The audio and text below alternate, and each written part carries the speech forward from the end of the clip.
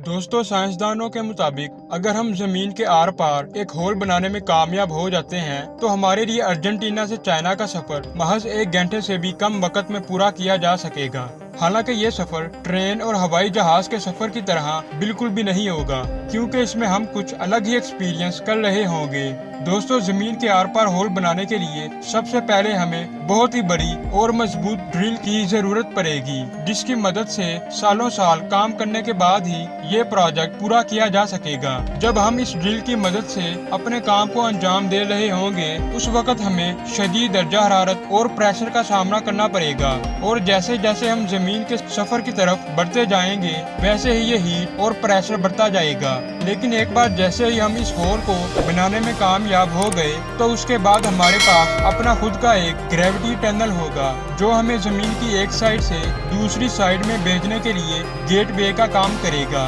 अब अगर आप सोच रहे हैं कि इस होल में सिंगल जंप लगाते ही इंसान जमीन की दूसरी साइड पे पहुंच जाएगा, तो ऐसा हरगिज नहीं हो सकता, क्योंकि इस जर्नी को पूरा करने के लिए हमें एक ऐसे ग्रेविटी टनल की जरूरत पड़ेगी जो सिर्फ ग्रेविटेशनल फोर्स से ही चल सकेगा, और साथ ही इस ट्रेन को कुछ ऐसे ही मटेरियल से बनाया जाएगा जो कि शदीद दर्जा हरारत और प्रेशर को बर्दाश्त करके हमारे जिस्म की हिफाजत भी कर सके। इसके बाद हमारे सफर का पहला मरहला शुरू होगा, जिसमें हम सबसे पहले जमीन के क्रस्ट को पार करेंगे। ये क्रस्ट 5 किलोमीटर से लेकर 70 किलोमीटर तक मोटा होता है, जो जमीन का करीबन 1% है। अपने सफर की शुरुआत में ही हम बहुत ही बेफिक्र महसूस करेंगे, क्योंकि जमीन के अंदर 20 मीटर तक जाना तो बहुत ही आसान है, लेकिन जैसे ही हम 6 किलोमीटर की गहराई में पहुंचेंगे तभी हमें शदीद दर्जा हरारत और प्रेशर महसूस होने लगेगा। इतनी गहराई तक पहुंच जाने के बाद ग्रेविटी भी हमें और भी ज्यादा खींचने लगेगी, और जब हम 8 किलोमीटर की गहराई में पहुंचेंगे तब ये माउंट एवरेस्ट की ऊंचाई तक पहुंचने जैसा होगा, जिसके बाद 11 किलोमीटर की गहराई पर हमारी गहराई जमीन के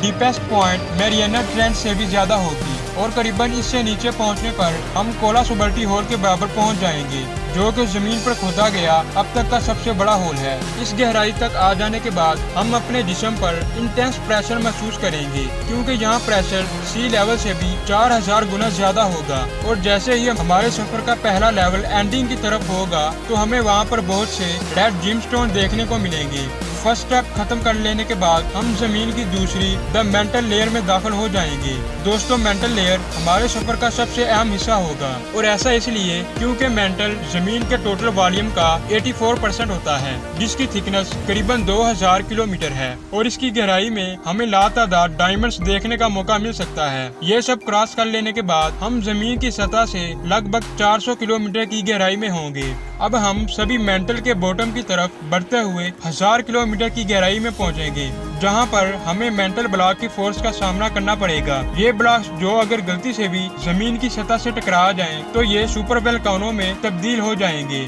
जिनसे जमीन पर हर तरफ तबाही होगी। इसी तरह बढ़ते बढ़ते आखिरकार मेंटल को पार करके 3000 किलोमीटर की गहराई में मौजूद आउटर कोर में पहुंच जाएंगे। ये आउटर कोर आयरन और निकल से बना होता है, जहां पर दर्जा हरारत करीब 4000 से 5000 डिग्री तक रहता है। हालांकि इसकी थिकनेस 2000 किलोमीटर की होती है, और जिसे पार करते ही हम 5000 किलोमीटर की गहराई पर जमीन के इनर कोर में पहुंच जाएंगे, जिसका दर्जा हरारत करीबन 5200 सेंटीग्रेड और प्रेशर सी लेवल से भी 36 लाख गुना ज्यादा होता है, जो किसी भी चीज को पल भर में क्रैश कर सकता है। अगर हमारी ग्रेविटी ट्रेन किसी भी तरह इस प्रेशर और हीट को झेल लेती है, तब हम जमीन के सेंटर में होंगे, जहां पर मास हर डायरेक्शन में एक जैसा होता है, जिसकी वजह से हमें जीरो ग्रेविटी जैसा एक्सपीरियंस हो पाएगा। और अभी हमने अपने सफर का आधा रास्ता ही तय किया होगा, और इसको पूरा करने के लिए हमें एक बार फिर रिवर्स वे में इस सफर को दोहराना पड़ेगा, और तब जाकर हम जमीन की दूसरी साइड पर पहुंच पाएंगे।